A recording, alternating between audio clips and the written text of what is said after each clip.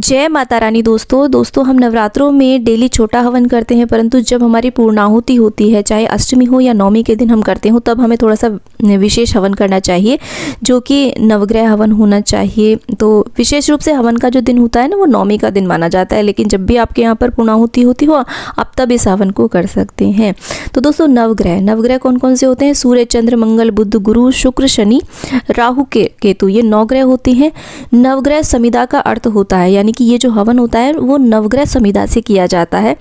समिधा का अर्थ होता है हवन की वो लकड़ियां जिनका संबंध इन ग्रहों से है। ये लकड़ियां एकमात्र लकड़ियों का बंच नहीं होता है, ये 9 प्रकार की लकड़ियां नवग्रह का प्रतिनिधित्व करती हैं, एवं ये नवग्रह हमारे जीवन से मृत्यु तक हमें प्रभावित करते हैं। शुभ कार्यों में नवग्रह का पूजन दोस्तों क्यों किया जाता है? शास्त्रों के अनुसार नवग्रह समस्त संसार एवं उसके जीवों के जीवन को नियंत्रित करते हैं, इसलिए प्रत्येक शुभ कार्य, पूजा पाठ, अनुष्ठान करते हैं तो सर्वप्रथम नवग्रह का पूजन एवं हवन किया जाता है, ताकि ग्रहों की स्थिति अनुकूल हो सके एवं उनके दुष्प्रभावों से बचा जा सके। यदि हमारे ग्रह मजबूत होते हैं तो हमें सुख, समृद्धि, सफलता आदि सब कुछ मिलता है, परंतु यदि ग्रहों की दशा खराब चल रही होती है ना, तो हमारे जीवन में सब कुछ गड़बड़ हो जाता है। तो उन्हें हवन के माध्यम से हमें प्रसन्न रखना चाहिए।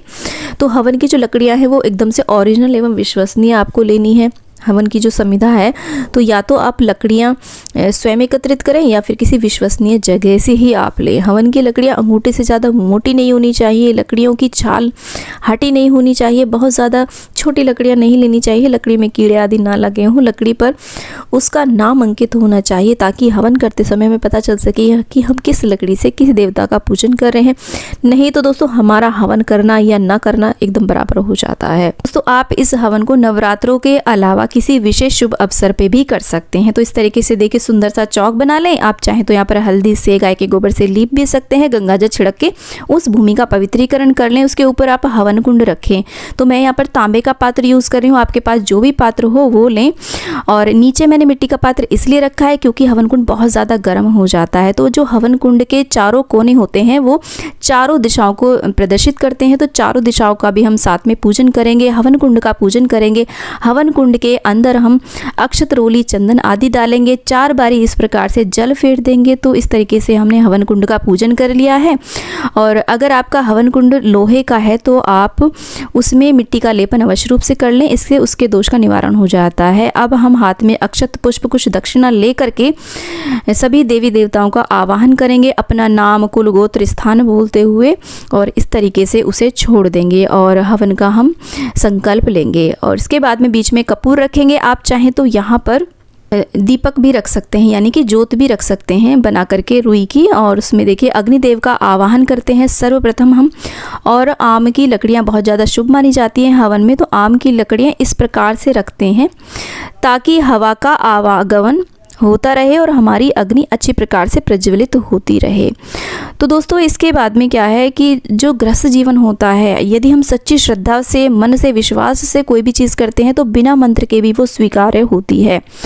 तो अब हम देखिए 5 आहुतियाँ घी की देते हैं। सर्वप्रथम ओम अग्नये स्वाहा, ओम सूर्याय स्वाहा, ओम इंद्राय स्वाहा, ओम सोमाय स्वाहा, ओम प्रजापति स्वाहा। उसके बाद जो हमने शाकल्य यानी कि जो सामग्री बनाई है उसकी आहुतियाँ देते हैं गौरी गणेश के नाम की। आप 5, 7, 11 कितनी भी आहुतियाँ दे सकते हैं। तो दोस्तों जब हम ये हवन करते हैं तो हमारे साथ परिवार के सभी सदस्य होने चाहिए, वो बारी बारी से इसमें आहुतियाँ देते हैं, तो घर के लिए बहुत ज़्यादा शुभ रहता है, घर में बहुत ज़्यादा शुभ परिणाम आते हैं। और जैसा कि आप सभी को पता है, यज्ञ से सूक्ष्म जीवाणु, विषाणु, रोगाणु आदि सभी समाप्त हो जाते हैं। घर में सकारात्मक ऊर्जा का संचार होता है, घर का वातावरण पवित्र होता है। तो सभी को मिलकर के हवन करना चाहिए, बीच बीच में घी की आहुतियाँ देते रहना चाहिए। इसके बाद में दोस्तों जो नवग्रह समिधा है उसको एक क्रम में आप इस प्रकार से रख लें। हवन कुंड में लकड़ियों को घी में भिगो करके आप डालें। हम यहाँ पर व्यवस्था नहीं कर पा रहे हैं। सर्वप्रथम हम सूर्य का हवन करेंगे। सूर्य के हवन के लिए अर्क, मदार, आंकड़े, जिसे आंखें भी बोला जाता है, इसकी लकड़ी का प्रयोग किया जाता है, जिसे घी में भिगो करके हम अग्नि में समर्पित करेंगे। ओम सूर्याय नमः स्वाहा, इससे व्याधि, रोग आदि नष्ट होता है, तो अर्पित करेंगे। इसके बाद में चंद्रमा के लिए पलाश, जिसे ढाक भी कहा जाता है, इसकी लकड़ी घी में भिगो करके अर्पित करेंगे। ओम चंद्रमसे नमः स्वाहा, सर्व कामना की सिद्धि होती है इससे हवन करने से। तीसरा होता है मंगल का हवन, खैर की लकड़ी घी में भिगो करके अर्पित करेंगे। ओम भूमाय नमः स्वाहा, धन लाभ प्राप्त होता है। बीच बीच में हम शाकल्य यानी कि सामग्री की और घी की भी आहुतियाँ देते रहेंगे। बुद्ध के लिए अपामार्ग, और इसके लिए ओम बुद्धाय नमः स्वाहा, इष्ट देवता इससे प्रसन्न होते हैं। बृहस्पति जी का हवन करेंगे। इसके बाद में हम पीपल की लकड़ी को घी में भिगो करके अर्पित करेंगे। ओम बृहस्पतये नमः स्वाहा, संतान प्राप्ति और अशुभता की समाप्ति होती है। और शुक्र के लिए गूलर यानी कि उदुम्बर की लकड़ी, ओम शुक्राय नमः स्वाहा, कभी कोई भी कमी नहीं रहती है गूलर की लकड़ी से हवन करने से। शनि के लिए शमी यानी कि खेजड़ी की लकड़ी का प्रयोग किया जाएगा। ओम शनिश्चराय नमः स्वाहा। राहु के लिए दूर्वा दूब घास को घी में भिगो करके ओम राहवे नमः स्वाहा। केतु के लिए कुशा से हवन किया जाएगा। ओम केतवे नमः स्वाहा, संपूर्ण कार्य सिद्ध होते हैं इससे। अब इसके बाद में यदि आप नवमी के दिन या अष्टमी के दिन, जिस दिन आप कन्या पूजन कर रहे हैं उस दिन आप हवन कर रहे हैं, तो इस प्रकार से आप हलवे पूड़ी का जो भी भोग प्रसाद आपने नैवेद्य बनाया हो उसकी हम 5 आहुतियाँ देंगे। यहाँ पर आप माँ दुर्गा के नाम की, अपनी कुल देवी यदि आपको पता है तो उनके नाम की भी आप आहुतियाँ दे सकते हैं। यहाँ पर आप अपने पितरों के निमित्त भी आहुतियाँ दे सकते हैं। तो इस तरीके से आप यदि व्यवस्था कर पाएँ तो अनार से भी आपको यहाँ पर आहुतियाँ देनी चाहिए। यदि आपने खीर बनाई है तो खीर से भी आप आहुतियाँ दें, क्योंकि जो भी भोग सामग्री हम इस अग्निकुंड में समर्पित कर रहे हैं वो सूक्ष्म रूप में सभी देवी देवताओं को प्राप्त होता है। इसके बाद में हम पान के ऊपर लौंग, सुपारी, इलायची, कपूर, बताशा आदि रख करके घी में इसे भिगो करके हम अर्पित करेंगे।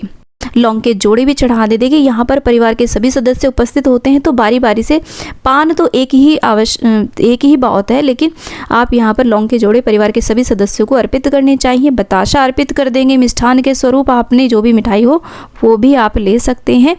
और इसके बाद में आप जायफल इसमें चढ़ा सकते हैं और पीपल आदि भी चढ़ा सकते हैं। और यहाँ पर आप बलि दे सकते हैं। बलि आप चाहें तो कूष्मांड की, कद्दू की बलि दे सकते हैं जिसे बलिदान कहा जाता है, या फिर आप नींबू से भी बलिदान दे सकते हैं।